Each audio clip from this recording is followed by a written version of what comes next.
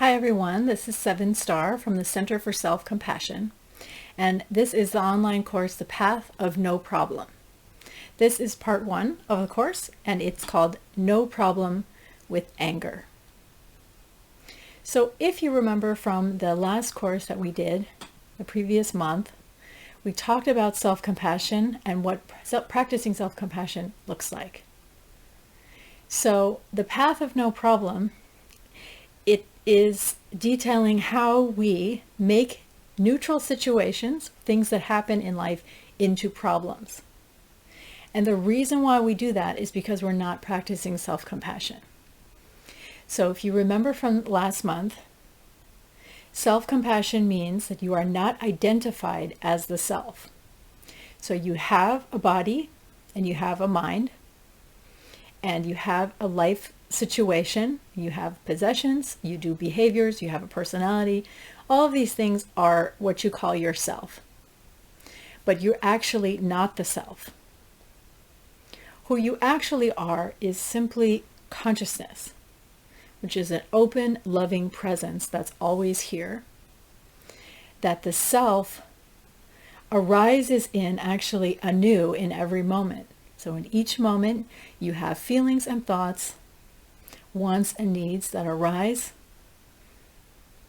and you, as open, loving awareness, can be aware of the self that's here right now so that you can attune to it and take care of it. So that is the practice of self-compassion. If you are identified as the self, so you think that your thoughts, your feelings, your behaviors, your body, your possessions, your life circumstances total up into some composite that you call you, and you think that's you. That's what I call suffering. The reason why you're suffering is because if those things are you, and those things are not okay, then that means that you are not okay. So if you think that you're the self, you'll be constantly trying to perfect the self and make the self into something that's okay. So your circumstances have to be okay, your body has to be okay, how you look has to be okay, how you talk has to be okay, what you do has to be okay, your house has to be okay, your car, your job, your kids, everything has to be a certain way because it is you. You're identified as the self. So when you're suffering, when you're identified as the self, you make all of those things into problems because they have to be a certain way. If you recognize that who you are is simply open, loving awareness, then all of those things simply can be observed, attuned to, and cared for, taken care of, without any kind of judgment, because they don't mean anything about you. So how we make situations into problems is that because we are suffering, we think they mean something about us, and therefore they have to be a certain way. So I want to be clear that I'm not talking about painful or unpleasant emotions. Painful or unpleasant emotions are not a problem. No feeling is a problem. This is something we practiced in the last class. You remember part of what we said to ourselves was, there's no problem with this feeling. This is really important because getting away from feelings or trying to suppress feelings or get rid of feelings or change feelings, all of that is suffering. Simply being with your emotions is the practice of self-compassion. So emotions are no problem. If you are a human and you have a body, you will have pain. Just in case you didn't know that yet. So you will have physical pain, and if you have a human mind, you will have emotional pain. That's just human life. That's life for everything on this planet. So you will have emotional pain. You will experience painful feelings when you lose something. So humans are particularly programmed or designed to attach to things. So our mind is designed to seek out things that we are like or experience pleasant emotions from interacting with, and to attach to those things and try to cling on to them and be around them. And that's all fine. When you lose something that you're attached to, you're going to feel pain. You're going to feel grief. That's okay. That's not a problem. That's not what I'm talking about. Grief and loss, they're normal emotions. They hurt a lot, but they're not problems. They're not anything that you need to do something about. A problem is something that you need to do something about. You need to fix it or change it or control it. So this process of trying to fix, change, or control things because of your suffering, in the way I teach it, has 5 steps. So most people think that a situation happens and the situation causes them to feel a certain way. I feel this way because this thing happened. Actually, between the thing happening and you having an emotion, there are other things that happen that actually are the cause of your emotions. So I'm going to tell you what the things are now and talk about them a little bit, and then we're going to do an exercise and I'll repeat everything. So you don't have to write this down right now. So the first thing that happens is a situation happens. Well, situations are just facts. Things happen. I dropped my bag. I fell down the stairs. I lost my car. Okay? So these are just facts. This is what happened. The next step is interpretation. Interpretation is what the situation means. And then you have personalization. So people who are suffering, who think they are the self, they think that everything in their life means something about them. So what does this situation mean about me personally? And then immediately following that is the next step, which is judgment. Is this a good thing? Does this mean something good about me, or does this mean something bad about me? And that positive or negative judgment is what leads to your emotion. So when you come to the emotion, most people, they want to try to fix their emotion or change their emotion, right? So because they think that the cause of their emotion is the situation, they will run to try to control the situation or prevent some future situation, doesn't matter. Or change the meaning of a past situation in order to try to change how they feel. But remember, when you practice self-compassion, you're just going to be with your emotions. So if you run to try to change the situation, there are 2 important things for you to understand about that. The first important thing is that you cannot control situations. You can't control what happens. I know people say this, but when it really comes down to it, most people do not practice this. Most people really think that they can change other people. They can change the situation out there. And when the situation changes, they're going to feel better. Now, when the situation changes, you might feel better. That might be true. But you cannot control external circumstances. You can't.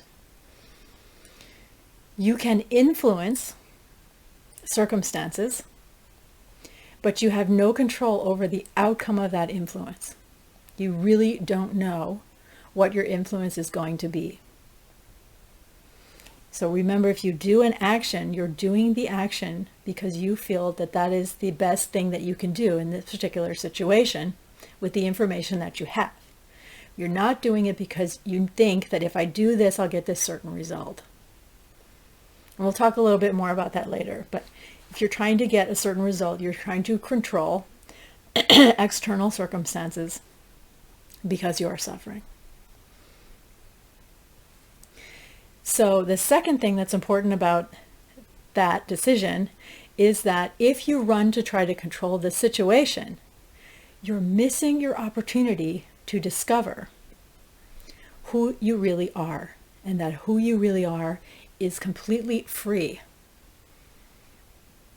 The situation, whatever happens, what other people do or don't do, what happens in this world, even what you do or don't do, your own behavior, has no effect whatsoever on the open, loving awareness that's always here. It has absolutely no effect on you. You really are just that open, loving presence. And nothing that happens or doesn't happen has any effect on that at all. So nothing that happens and nothing even that you yourself do means anything about you. Nothing. You are free. So therefore, you can take any action you want in any situation because it doesn't mean anything about you. So you're free. And furthermore, you are peace. So again, many people are chasing after certain specific situation or circumstance, and they think that when I get that situation a certain way, then I can feel at peace. If you're doing that, what you're missing, what you're overlooking is that peace is here. The open, loving presence that you are is always at peace. It is peace, and it is always here. It is you.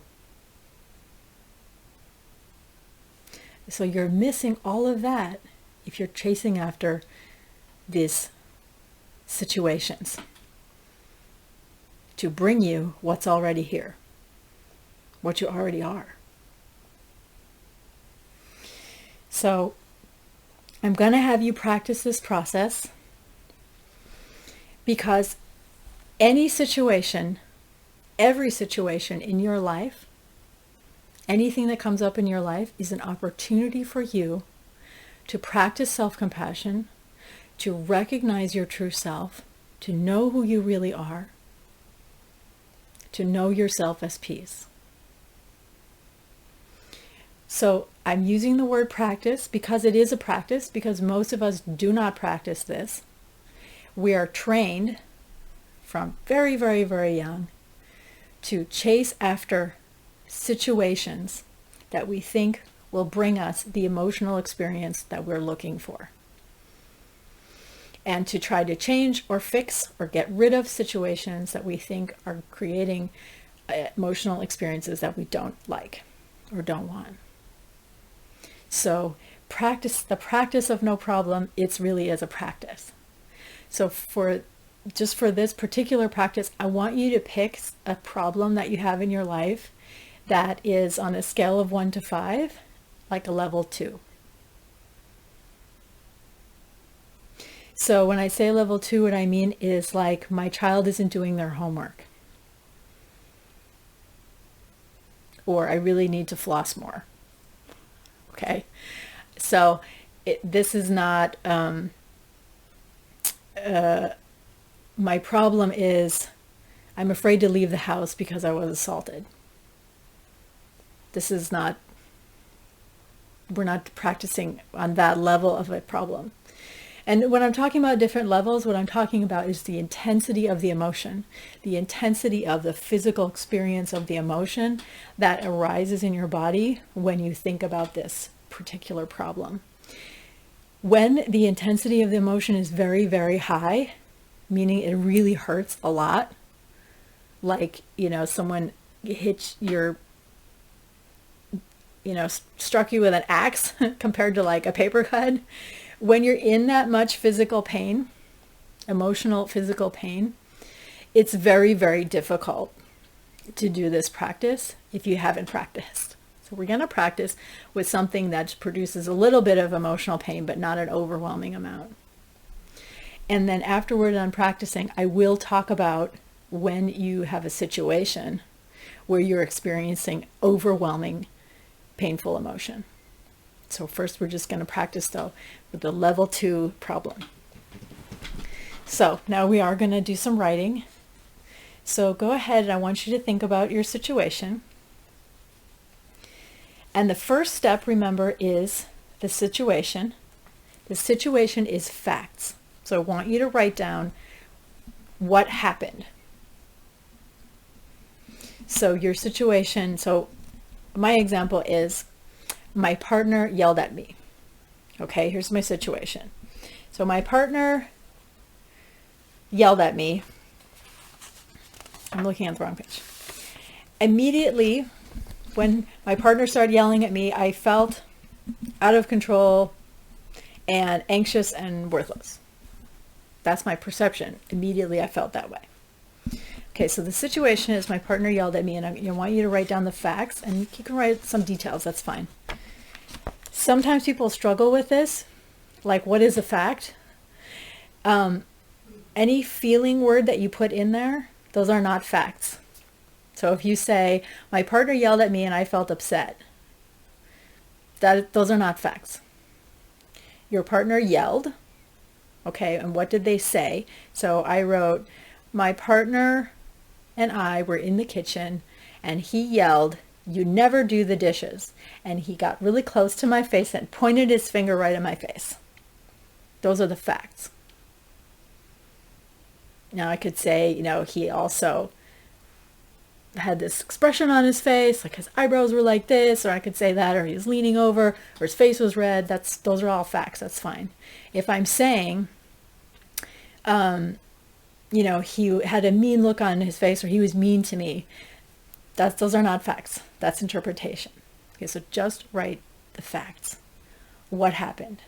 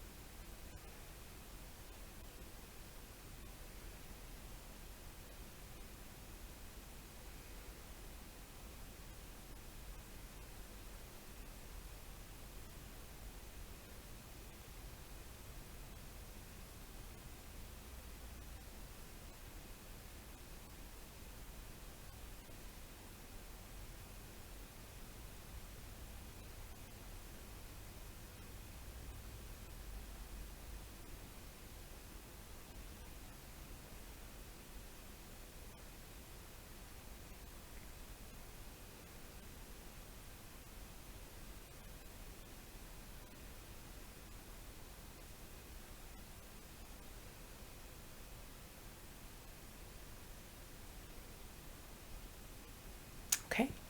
If you need more time for that, you can pause the video. And now we're going to go to the second step, which is interpretation. So what I wrote for interpretation is, my husband is angry because I did something wrong. So interpretation is, what does this situation mean? What do I think it means? What meaning am I giving it? So if your situation was, my boss said, you're late again for the 4th time. Maybe I think that means I'm about to get fired. That would be the interpretation. So what does this situation mean? Now, the next step is personalization, and sometimes those can get mixed together because we all immediately jump to, what does this mean about me? But if you can, try to just write the interpretation without it being about you. So meaning, I'm about to get fired. Well, that doesn't mean necessarily anything bad, just I'm about to get fired. So that's just an interpretation that I have that may or may not be true. So it's something that I made up. That's my interpretation of that situation. So again, with my partner, I wrote, my interpretation is that he's upset because I did something wrong. Okay, so I want you to try and write down what you think this situation means. What meaning are you giving this situation?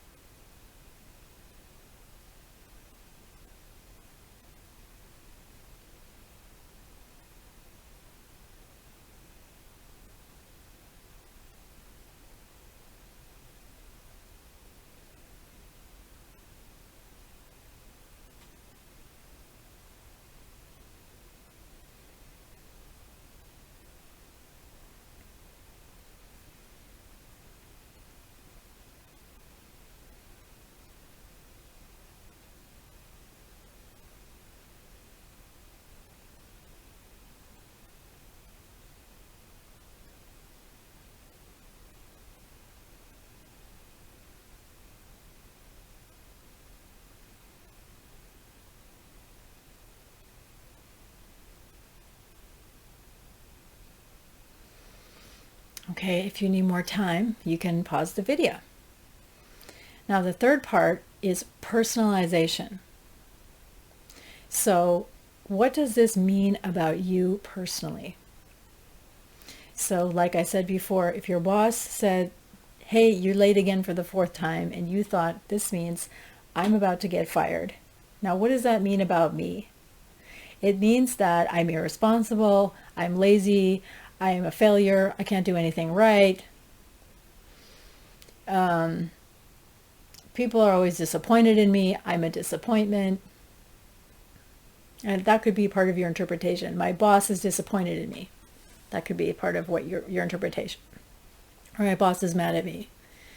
So then the personalization would be that I did something wrong. All the things I just that I just listed. I'm a failure. I can't do anything right. I'm a disappointment. I'm irresponsible, etc. So what does this situation mean about you?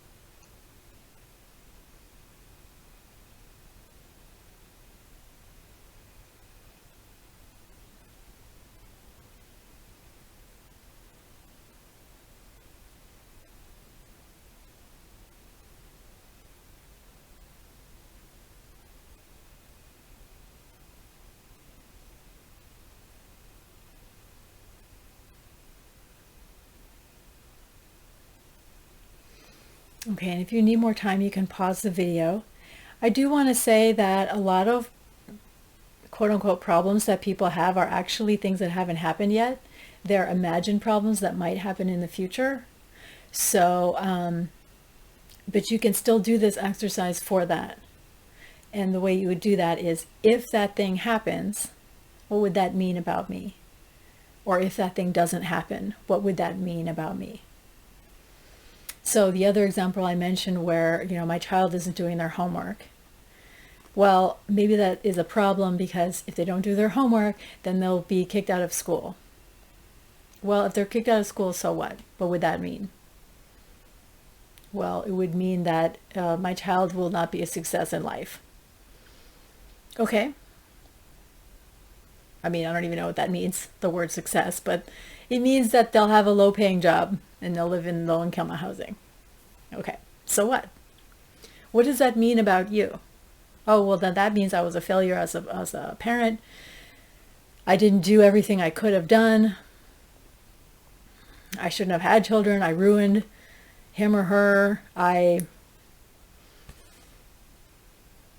So it means something about you. And that's what's causing you to feel so bad. Okay. So the next step is very simple. You don't have to write a whole lot. It's literally just positive or negative. So all of the examples I used so far, the personalization part is negative. All those things are negative. They're bad. So if you are, you were not a good parent, like I said, or with your boss, I said you're irresponsible, you're a disappointment, you never do anything right, you're a failure, my life didn't mean anything, I have wasted all this time, whatever, all these are all negative things. So if it's a negative judgment, so you can just write positive or negative, that's all for step 4. Step 4, judgment, positive or negative. Okay, and then step 5 is the emotion. Now you feel a certain way because of what you think this all means about you. So if you feel, like in my example, anxious, out of control, and worthless, The reason why I felt that way is because of what I think the situation means about me. I am the self, and the self is wrong, therefore I am wrong. The self is not okay, therefore I am not okay, and I feel horrible. Now, I want to point out that if it's something positive, it also is suffering. And I'll explain how this works. So if there's a situation and their interpretation, personalization, blah, blah, blah, ends up being positive. So for example, my situation is that I have, I don't know, I have a beautiful skin. I have beautiful, glowing, soft, glowing skin. And everyone tells me, oh, you have beautiful skin, beautiful skin. Okay. Then the situation is, yesterday 2 people said to me, you have beautiful skin. The interpretation is, I do have beautiful skin. They're right. They're correct. Yes, it is beautiful. The personalization is, I'm beautiful. I'm attractive. Judgment is positive. The emotion is positive. So how is this suffering? The suffering comes because it isn't real. You're not good and you're not bad because you're not the self. The self doesn't actually exist.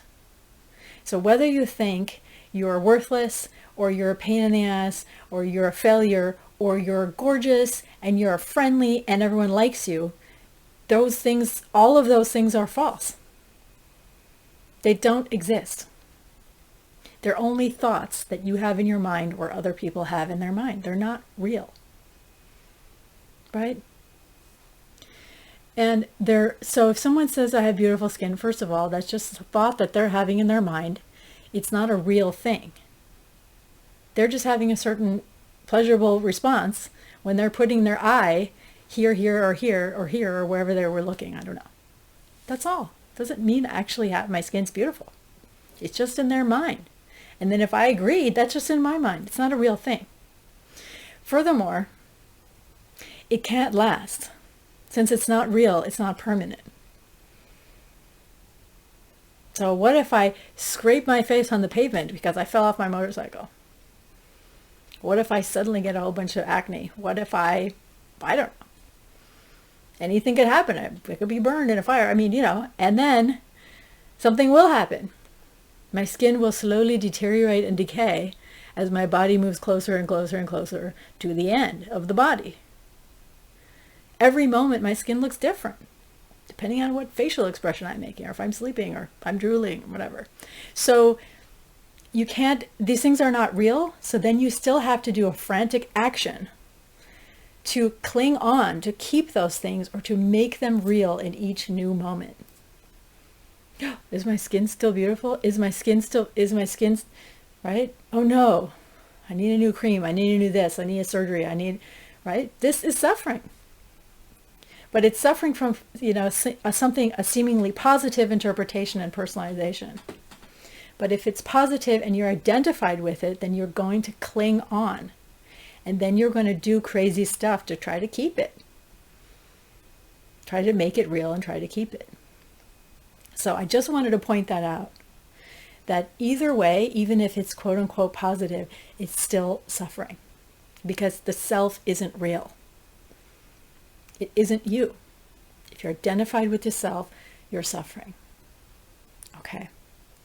So again, normally what I do if I had negative emotions is that I would make war on these emotions and I would run to try to change the situation because I think the situation is the cause of my feelings. But instead, what I've done here is I've exposed the real cause of my feelings, which is my interpretation, personalization, and judgment. And now you have done that for yourself.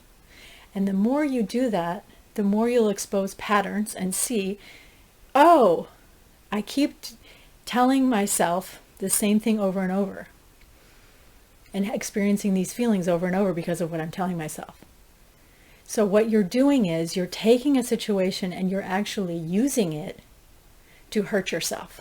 You're using the situation to be mean to yourself, to tell yourself bad things about yourself because you're identified with the self. So you have all these things that in your mind of what you think you are, and then you use situations to confirm those things and repeat those things to yourself. It's tricky. It looks like it's out there, but it's not out there. So your opportunity then is to stop doing that once you see what you're doing. And I don't mean stop forever and ever. I mean just stop right now. Oh, look, I see that you're telling yourself that you're a bad person. I can see why you would do that. Because your whole life, your mother told you were a bad person. Or someone told you that. It's something you learned, right? Babies don't think they're bad people. So you learned that somewhere, okay. As soon as you turn the mind onto it, toward itself, then you are open, loving awareness that's saying to the self, oh, I see you're doing that. And as soon as you do that, now you're not doing it anymore because now you're looking at it. Now you're awareness. And the awareness isn't feeling anything. It's just open and loving. Now the feeling may still be there. You're looking at the feeling, you're looking at the thoughts, they may be still there, fine. But peace is here also. So you never have to wait for any particular moment to be at peace. Peace is here. You're looking at the feeling, the thoughts, the cycle of self-torture, the cycle of self-hatred. You're looking at all of that as open, loving awareness, loving the self. Okay? Now, I want to talk just for a minute about when you do experience those feelings that are really, really overwhelming and intense and like extremely painful. And I'm not talking about grief and loss because those are extremely painful. And you can just be with those feelings, and those feelings are not caused by identifying with the self.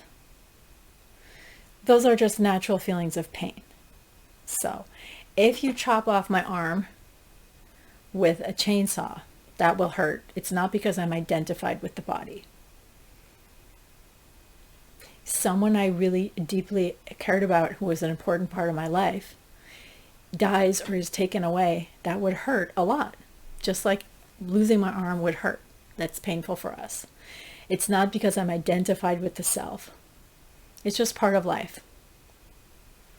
So I want to talk about the overwhelming feelings of anger and rage specifically. Now, when we are doing this process of the situation, the interpretation, the personalization, the judgment, etc., we're telling ourselves a story. So in a story, there are characters.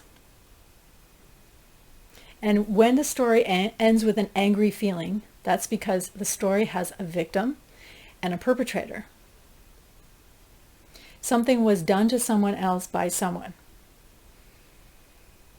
or something. And if you're the person feeling anger and rage, then it's likely that you are identified with the victim character in the story.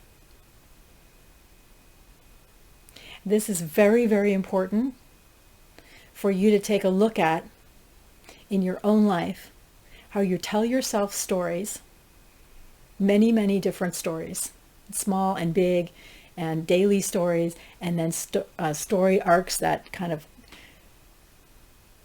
run through your whole life since you were a very young child, in which you are the victim role. You are identified as the victim.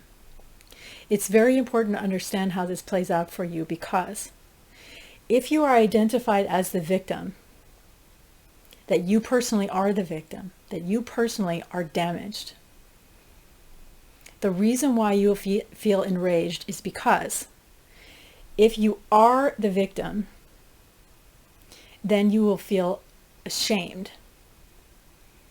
You will feel helpless, powerless,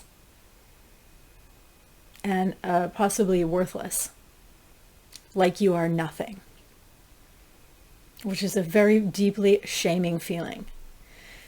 Shame is one of the most painful feelings that humans can feel. And for most people, they cannot stand the feeling of shame. So immediately then, to get away from the feeling that I'm the victim, we will run to the perpetrator role. Because the perpetrator role is perceived as having power. The victim role has no power. And the victim role is shame. So if I'm the victim, I will feel overwhelmed with shame and I will immediately swing over to the perpetrator role in order to feel like I'm in a position of power. There's something that I can do, and to reject the victim role feeling, to get away from the shame feeling. And then I may perpetrate something on someone else, or I may think that I'm actually the victim getting even, but actually I'm perpetrating something. So I victimize someone else. Now once they feel victimized, then they're going to come back to me, and it just goes around. If you go to a prison and you talk to people who are in prison for doing horrible crimes, like, killing someone, or molestation, or robbing people, you will see that most of them are coming from a perspective that they were victimized and that their action was justified somehow because that they were in the victim role. So you can think about the worst people who do the worst things. Those people most likely feel extremely victimized in their lives. And the perpetrator actions that they're doing are an attempt to even the scales or right the scales. They feel like they have a right to do what they're doing because they were victimized. And this is a huge part of our culture. It's a huge part of many, many cultures. It's part of human behavior, but it doesn't have to be part of human behavior. So if you look at the way people behave, you can see how this plays out. One person feels victimized, then they lash out, even in like a tiny, tiny way. Then the other person feels victimized, and they go back, and it goes back and forth, back and forth, back and forth. And you're just running around trying to avoid your feelings. So if you are feeling enraged, I encourage you to look, are you identified as a victim role in a story?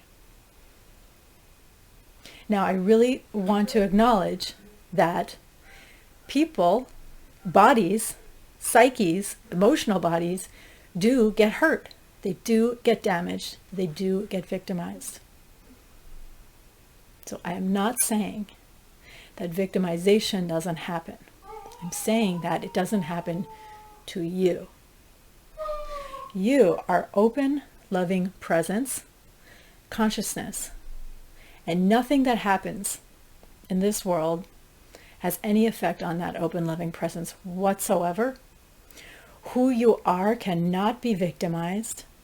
Who you are cannot be damaged, cannot be altered.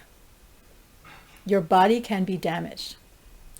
Your emotional body can be damaged. Your psyche can be damaged because the body-mind machine is a physical thing. The brain is just an organ.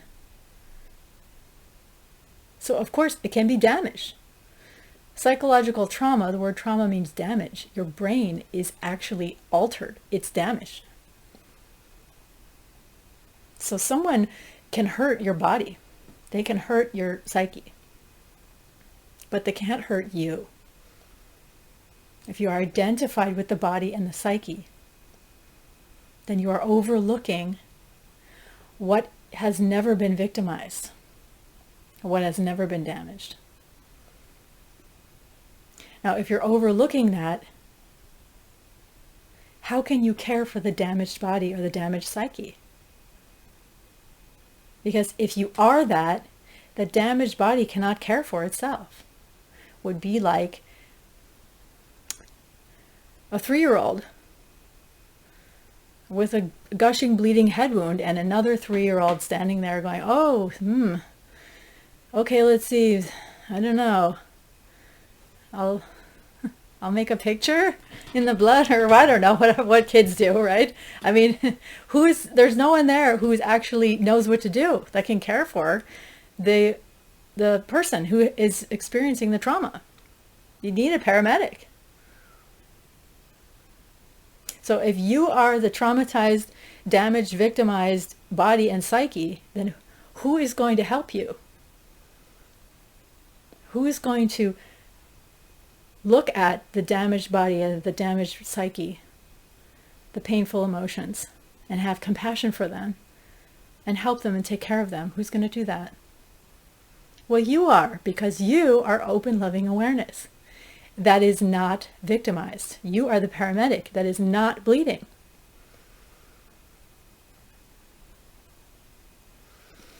So this is so important to see how this plays out in your life. Because if you're interested in peace in the world, you must first be interested in peace in your own mind. And that means the whole game of victim, perpetrator is dropped.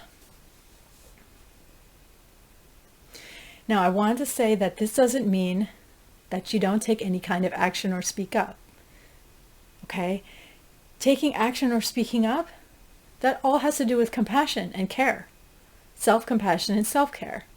And by extension, compassion and care for others. But you're not hating, and you're not enraged, and you're not getting revenge because you are the victim. You are open, loving awareness who is taking care of the damaged body, taking care of the painful emotions, taking care of the damaged psyche. And part of taking care of that is speaking up for it. So if there's a 3-year-old who's bleeding, you're going to tell everyone, okay, everyone stay back, don't touch, right? Y'all took first aid, maybe. You call 911. You take off your shirt, give it to me if I could wrap it around the... You're going to do these things.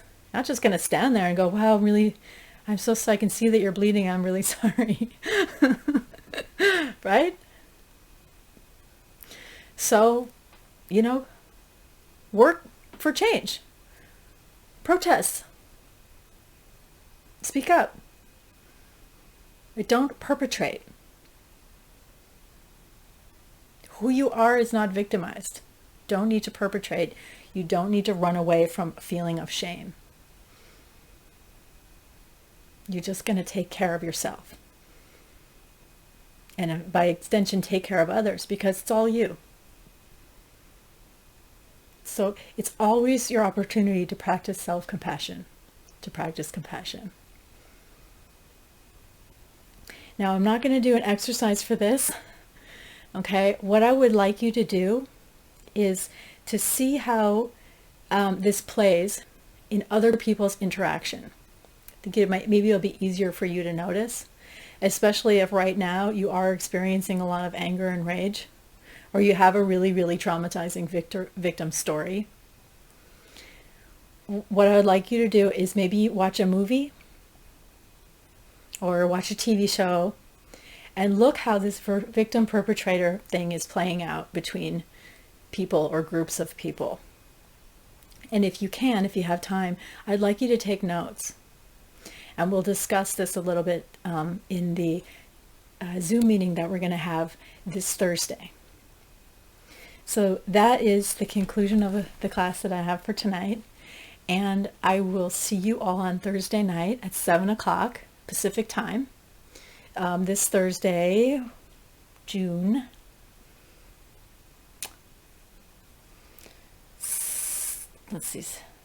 8, 9, 10, 11. June 11th, this Thursday at 7 o'clock. And the Zoom link is in the course information. So I will see you there, hopefully. And thank you so much for watching the video, the whole entire video. And I hope that everyone is well and taking good care of themselves. And remember, You are not the self.